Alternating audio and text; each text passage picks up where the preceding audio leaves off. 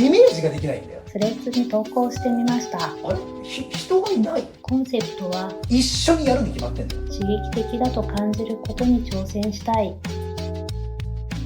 こんにちは、エリです。2026年春にオープン予定のカフェ&ダイニングができるまでの記録をお届けしています。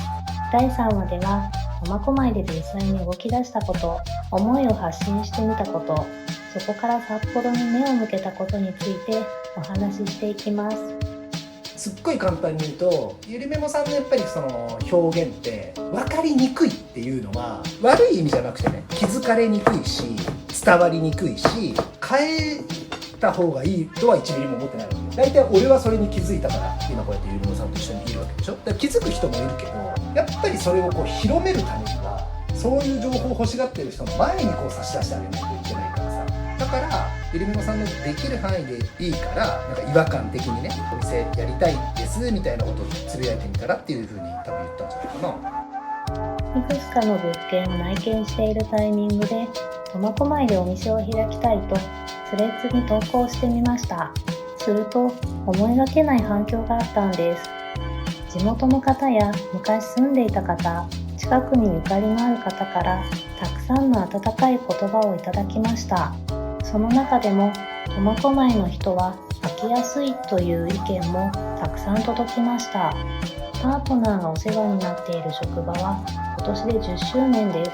人が通い続ける理由はいろいろあると思いますが、誰がやっているかも、その町に必要とされていることなのかも、とても大事なことなんだと感じました。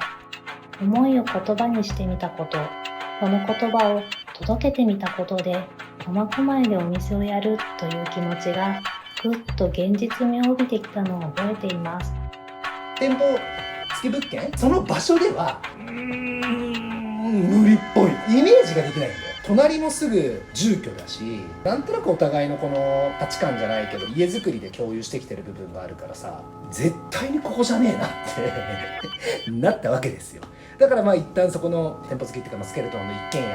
購入っていうところもちょっと違うなと思ってやめて。私たちはお酒とおつまみとおしゃべりを楽しむ夜の時間が好きで、夜遅くまで開いていて雰囲気のいいお店があったらいいなって単純に思っていました。でも家の周りは夜に人が歩いていることはほとんどなくて、車も通らない。この街の空気やリズムを感じた時に、場所や時間の設計から考え直す必要があるなって思いました。一旦じゃあその駅周辺を我々で見に行こう。駅周辺で何店舗かそのカフェの居抜きとかも出てたんだよね。そこを一回こう見に行ってみて、で自分たちの肌でこう感じるのもいいなっていうことでホテル取ってさ見に行ったんだよね。そしたらあれ人がいないってなって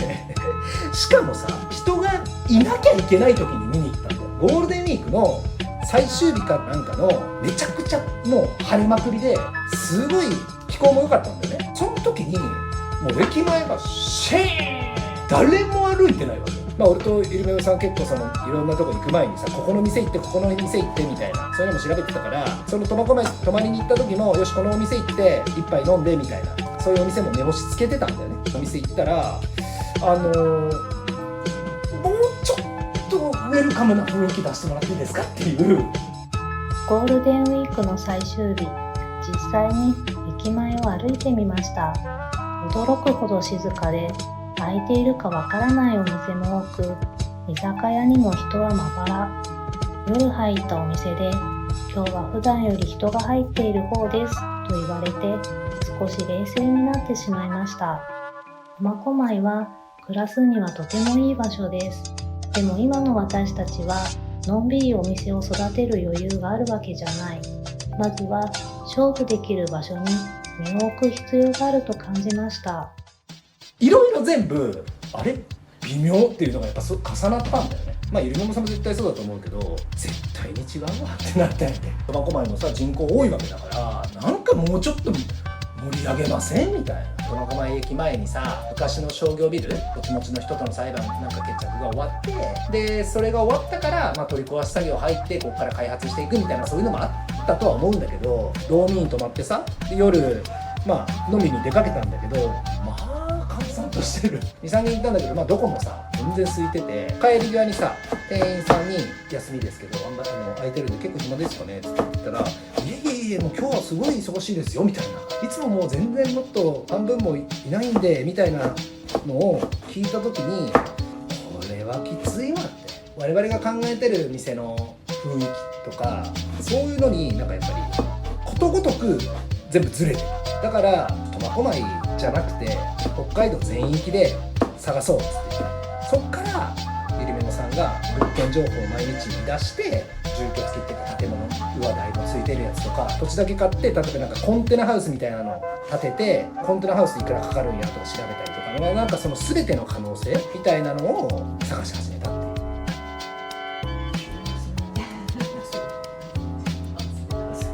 いう。大根さん、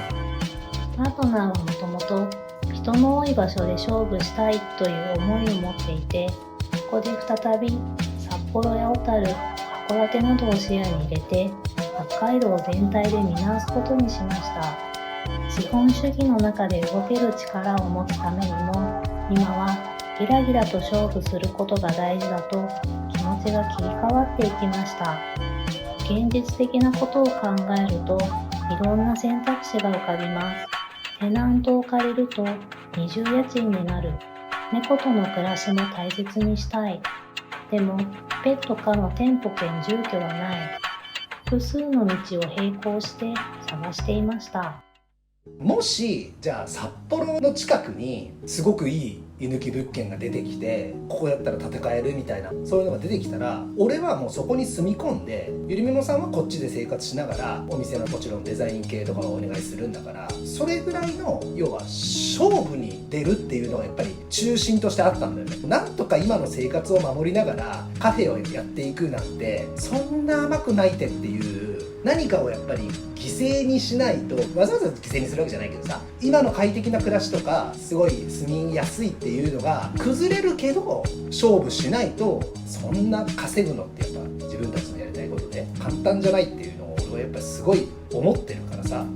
例えばパートナーが札幌で店舗に泊まり込み、私は苫小牧で猫たちと暮らしながら発信や制作を通じてお店を支えていく。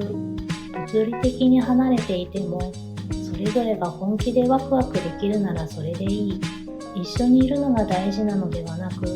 一緒にワクワクすることに全力で挑むことが大事なんだ。本当に刺激的だと感じることに挑戦したい。そう思えるようになりました。一緒にやるか別々にやるか決めようじゃなくて、一緒にやるに決まってんだよ。一緒にやるに決まってんだけど、一緒にやるっていうことに関してさ、でもここだと日本のことあるからダメだねとか、ここだと俺は車の免許持ってるけどゆりめもさん持ってないからダメだよねとかさ、そういう条件みたいなのを決めて探すっていうのはそんな余裕ないよって思ってたと。ちょっと極端だけどさ、ここのお店はその従業員さん一人でやっていただくお店なんですっていうのはありえんだけどさ、そういう箱があったりするじゃん。ここやったらゆりめもさんのデザインと私のホスピタリティで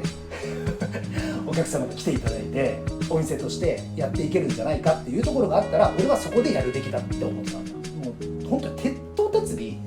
っぱお金を稼がないと話にならんっていうのが根底にあるから。にゃーちゃんがいるからちょっとここではダメだよね、でも本当はここでできたら絶対成功するよねだったら、にゃーちゃんをなんとかしてやるんだよそこでっていうぐらいじゃないと勝てねえっていう風に自信があるわけじゃないからさ。俺もゆりめもさんもそうだけど自信あるわけじゃないじゃん。ゆりめもさんの作るデザインとか表現でドーンと自分たちが思う雰囲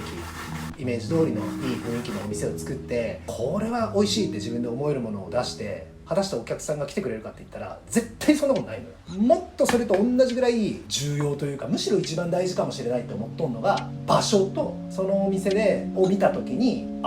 みたいな、なんかブワーってこう自分たちが思ってるイメージが広がるところ、最重要な事柄だとやっぱ思ってたんだよね。だから札幌でやるなら私とニャンはどうするのじゃないんだよね、俺は。札幌で俺しか行けないんだったら苫小牧にいながらお店を一緒に手伝ってくれよだし、札幌で俺が一人でやるから俺が一人で店をやるわけじゃない。そうでしょっていうのを、多分ゆりめもさんにも言ったと思うな。そこでなんか多分ゆりめもさんもハッとしたかどうかは分かんないけど、そっか、いやそりゃさにゃーちゃんただいまとか言って、じゃあちょっと行ってくるねみたいな、そりゃそんなところがあったら最高ですよ。だけどそんなわけねえって俺は思ってるし、ここだったらなんかにゃーちゃんも家におってなんかすぐ帰ってこれるしっていうのじゃなくて、絶対ここっていうところじゃないともう後がないから、もうお互いじゃあまた千葉の時みたいに、千葉の時もちょっと俺はそのしっかり勤めしてたわけじゃないけど、ゆりめもさんはゆりめもさんでフルタイムで働いて、俺は俺でどっか就職先探してっていう風にやらないかんのがもう目に見えてる。しかも妥協して初めて失敗してフルタイムで働くってことはもうマイナスになってる可能性があるって下手したらね。ってことはもう私が考えうる一番望んでない生活スタイルになるなっていうのが目に見えてたから、それだったらフルベッドするんだから何かを犠牲になるっていうのは当たり前にこう、引っ越します、猫に負荷がかかります、やめてあげてじゃねえんやって我々にも負荷がかかるし全員負荷がかかるんだから。たくさん考えて悩んで話し合って少しずつお店の輪郭のようなものが見えてきました。コンセプトはスモールスパイスエブリデイ、毎日に小さな刺激や発見を添えるような場所。お店の物件がまだ決まらない中でも、こんなお店だったらいいねと2人で話しながらゆっくりと形を育てていきました。どれも自分たちの得意なことや好きなことをベースにしたアイディアです。それはすごい浮かれとんな。ルンルンランランでもうやりたいねっていう、その時は一緒にお酒多分飲んで、どうする夢だったカフェオープン近づいてきちゃったよ、もうパフェやったらいいんじゃないみたいな、そういうさ感じなのかなって思ったから。でもなんかそれを踏まえて、今思うのは当たり前だけど自信がないとさやるぞなんて言うわけないんだ。だけどそれは私が作るご飯がとてつもなく美味しいから絶対にお店をやりたいんですじゃないんですよね。これはね難しいよね。美味しいご飯あります、ゆうのさんの表現あります、それではい打ち出します、お客さん来るかって言ったら絶対来ないってこと。じゃあなんでやるのって言ったら、そこにそれと匹敵、むしろそれが一番大事っていうぐらいの場所と箱があるから、お店がある場所の近辺に住んでる人たちがいるでしょ。この人たちがまずは一番お客さんになってくれる可能性が高いわけです。その人たちがパフェを求めてるならパフェをやる、その人たちがパスタを求めてるならパスタをやるし、和食を求めてるんだったら和食もやるみたいな、両方としては失格なっていうね。お前はプライドがないのかって言われたら、プライドより私はお金を稼ぎたいんです今はっていうね。お金を稼ぎたいんですっていうか、話になんねえっつって言ってる。ものすごい高齢者しかいないのに、油きっときとの俺が仕入れたこのサーロインステーキ言うてもさ、一切れもいらんわっていう人しかいなかったら、それは切り干したい子やるやろ。俺はやるんだからここではやれないなっていう人ももちろんそれは OK で、そういう極端なことを前に言ってるわけじゃなくて、その街で何が求められてる、何が需要があるのかっていうのを元にメニューも営業時間も組んでいこうと考えてる。さっき言ったパフェ良くないみたいなのはだいぶ俺もゆりべおさんもルンルンやったんやな、その時。私がもう一度見つめ直したのがマルイエというシリーズのことでした。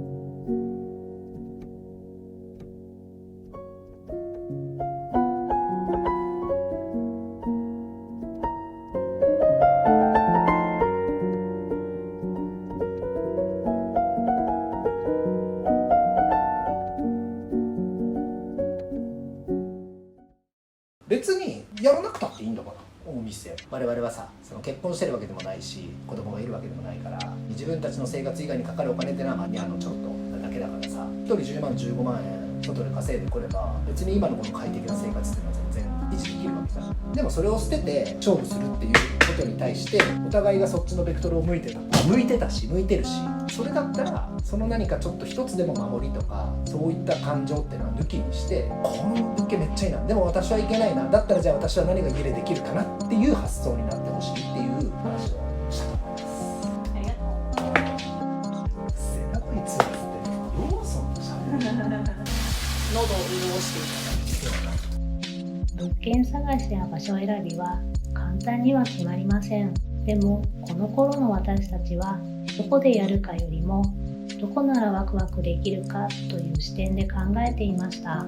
それは今住んでいるこの家を選んだ時と同じ感覚でした。田舎だからのんびり、都会だから刺激的、そういう単純な話ではなくて、この家で過ごす暮らしが自分たちにとって一番ワクワクするから、だからここに住んでいます。物件探しも場所選びもそうやって自分たちがギラギラできるかワクワクできるかで選びたい。そして何より暮らしの延長線にあるお店を作りたい。その意識がようやく明確になってきました。 SNS で思いを発信したことでたくさんの方から反応をもらって、実際に駅前を歩いて街の空気や現実を肌で感じて、2人で何度も話し合いながら今自分たちはどう動くべきかを少しずつ見つけていきました。この街で言葉を届けてくれた人たちの存在はちゃんと心に残ってます。たとえ場所が変わったとしてもきっとまた違う形でつながることがある。そんな風に今は思っています。次回第4話ではある物件と出会った時のこと、そしてお店の実現に向けて立ちはだかる現実的な課題についてお話しする予定です。ここまで見てくださって本当にありがとうございました。コメントやチャンネル登録とても励みになります。それではまたお店ができるまで第4話でお会いしましょう。バイバーイ。